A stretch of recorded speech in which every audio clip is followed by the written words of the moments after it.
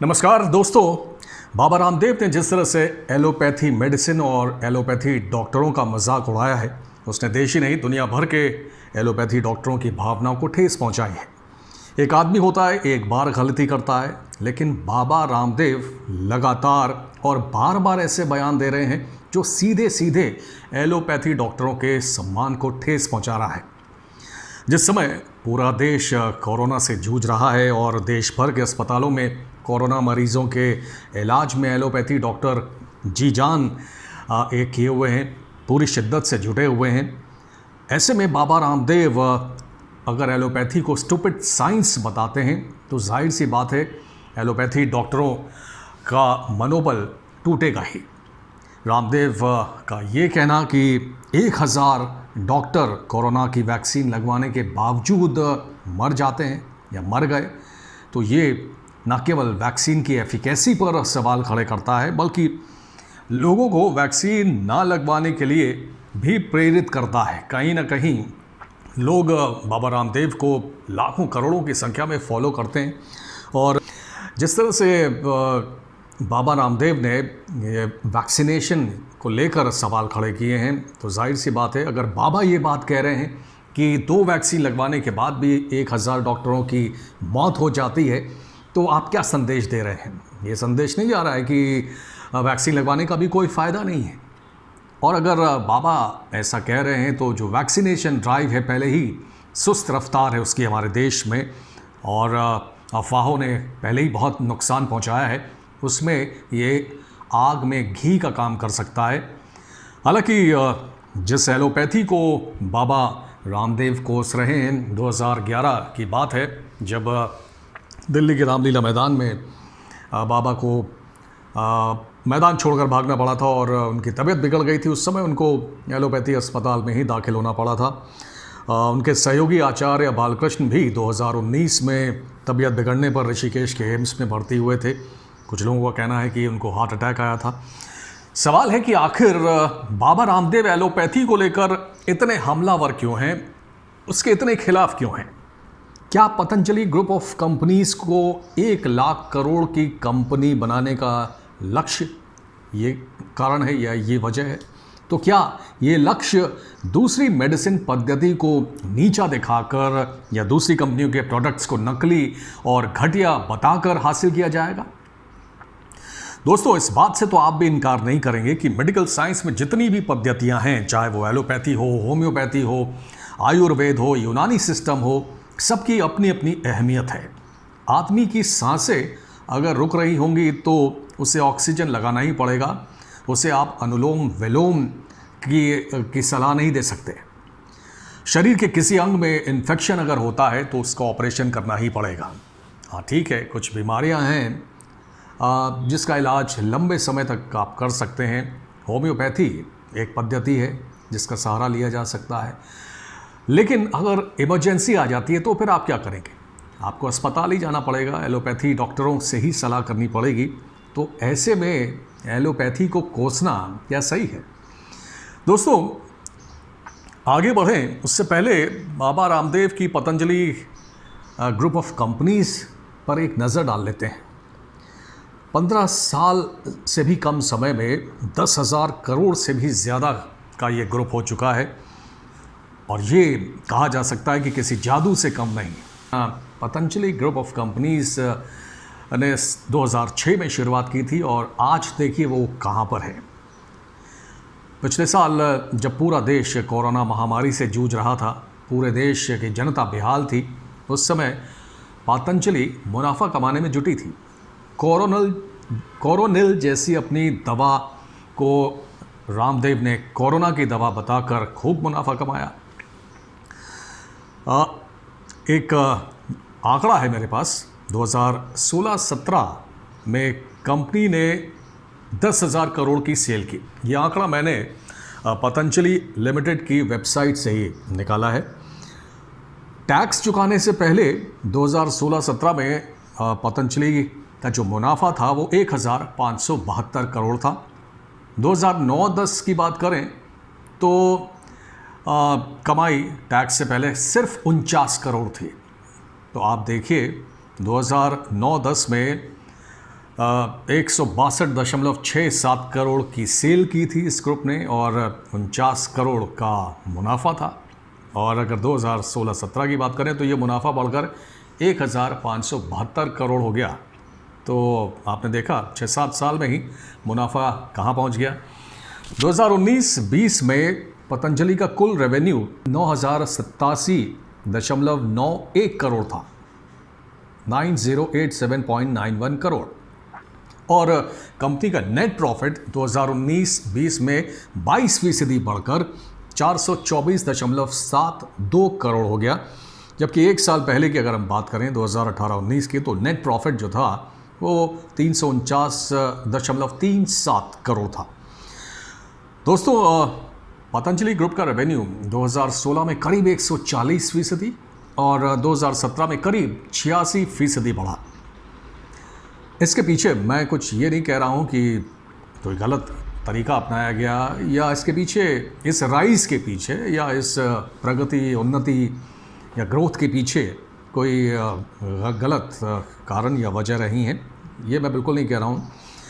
आज आप हर TV channel, चाहे वो न्यूज़ चैनल हो, एंटरटेनमेंट चैनल हो, या फिर एफएम चैनल्स हो, या प्रिंट मीडिया हो, आउटडोर मीडिया हो, हर जगह आप बड़े बड़े विज्ञापन पतंजलि के देखते होंगे। और बिज़नेस बढ़ाने के लिए ऐसा किया भी जाता है, इसमें कुछ गलत नहीं है। लेकिन इन विज्ञापनों में भी आपने एक बात नोटिस की होगी या गौर की होगी कि इसमें भी दूसरे प्रोडक्ट्स को घटिया बताना, मिलावटी बताना और अपने प्रोडक्ट को स्वदेशी और शुद्धता के नाम पर बेचने की कोशिश की जाती है। बाबा रामदेव ने कहा है कि अगले 5 साल में वो पतंजलि का टर्नओवर 50,000 करोड़ से बढ़ाकर 1 लाख करोड़ पहुंचा देंगे। उनका टारगेट देश की सबसे बड़ी FMCG company Hindustan Unilever limited यानी HUL को पछाड़कर नंबर 1 एफएमसीजी कंपनी बनना है। दोस्तों, बाबा रामदेव और उनकी पतंजलि कंपनी ने जिस तेज़ी से तरक्की की, वो किसी के लिए भी इंस्पिरेशनल हो सकता है। बहुत से लोग प्रेरित हो सकते हैं, लेकिन एक स्वामी से तो एक्सपेक्ट किया जाता है कि वो विनम्र रहे, दूसरों को नीचा ना दिखाए और अपनी बड़ाई, अपनी तारीफ और दूसरों की बुराई ऐसा ना करे। ये तो हमारे कोई भी शास्त्र ऐसी सीख नहीं देते हैं। बाबा रामदेव ने एलोपैथी को मूर्खतापूर्ण विज्ञान, स्टूपिड साइंस कहकर पूरे देश में बवाल खड़ा किया। यही नहीं, बाबा रामदेव ने यहाँ तक कह डाला कि एलोपैथी दवाएं लेने के बाद भी लाखों लोगों की मौत हुई है, लाखों की संख्या में मरीजों की मौत हुई है। और हालांकि जब बवाल मचा और IMA ने बहुत शोर मचाया, मामला रामदेव के खिलाफ केस दर्ज करने तक पहुंच गया, तो उन्होंने माफ़ी भी मांग ली। देश के स्वास्थ्य मंत्री डॉक्टर हर्षवर्धन ने बहुत कड़ी चिट्ठी लिखी और उसमें बाबा रामदेव को उन्होंने काफ़ी लताड़ लगाई। उसके बाद उन्होंने अपना बयान वापस ले लिया, लेकिन बाबा रामदेव ने फिर से डॉक्टरों का मजाक उड़ाया। बाबा रामदेव ने एलोपैथी डॉक्टरों को टर कहते हुए उन पर तंज कसा। दोस्तों, बाबा रामदेव बड़े दंभ के साथ ये कहते हैं कि बनना है तो बाबा रामदेव जैसा बनो, जिसके पास कोई डिग्री नहीं है और वो सबका डॉक्टर है। विदाउट एनी डिग्री और dignity, I am a doctor. तो आप समझ रहे होंगे कि तंज IMA पर उन्होंने एक बार फिर से कसा है। और ये बात जब उन्होंने कही, उसके बाद एक बार फिर IMA सक्रिय हुआ और उत्तराखंड के मुख्यमंत्री तीरथ सिंह रावत से उन्होंने कार्रवाई करने की मांग की। दोस्तों, जब डॉक्टर हर्षवर्धन ने बाबा रामदेव को अपना बयान वापस लेने के लिए कहा, उसके बाद उन्होंने खेद जताया, अपना बयान वापस तो ले लिया, लेकिन उन्होंने IMA पर 25 सवालों का गोला दाग दिया।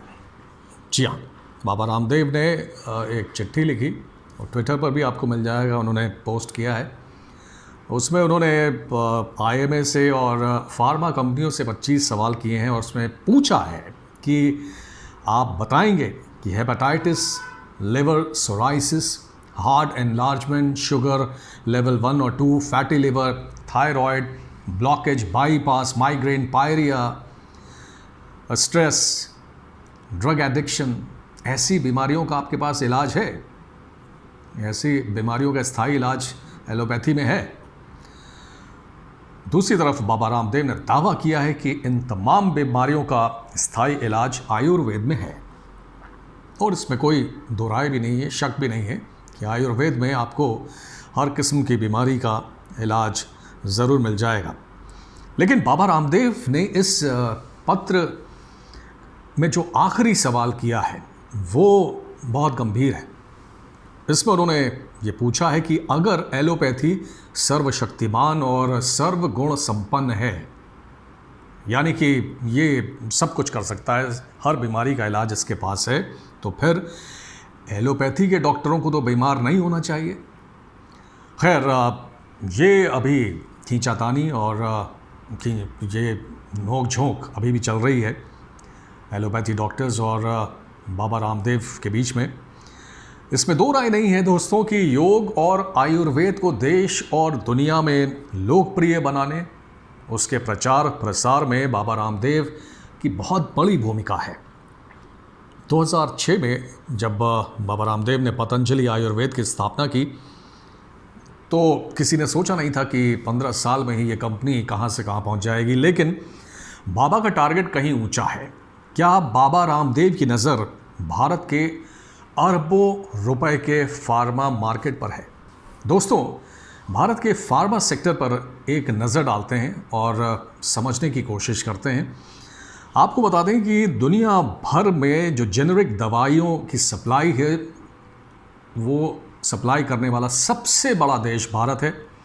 दुनिया भर में इस्तेमाल होने वाली अलग अलग तरीकों की जो वैक्सीन है, उसका 50% सप्लाई भारत करता है। अमेरिका को जेनेरिक दवाइयों का 40% सप्लाई भारत करता है। ब्रिटेन को अलग अलग किस्म की दवाइयों की करीब 25%, 25% सप्लाई इंडिया करता है, भारत करता है। 2020-21 में इकोनॉमिक सर्वे के मुताबिक अगले दशक में भारत का जो फार्मा उद्योग है वो 3 गुना बढ़ने की उम्मीद है। 2021 में भारत का जो डोमेस्टिक मार्केट है, यानी देश के अंदर जो मार्केट है, वो करीब 4100 करोड़ डॉलर का है। जी हाँ, 4100 करोड़ डॉलर रुपए में आप निकालेंगे तो ये करीब 3 लाख करोड़ के आसपास पहुंचेगा। 2024 तक इसके 6500 करोड़ डॉलर तक पहुंचने की उम्मीद है, 6.5 लाख करोड़ से भी ज़्यादा। 2030 तक 12,000 से 13,000 करोड़ डॉलर का मार्केट होने की उम्मीद है।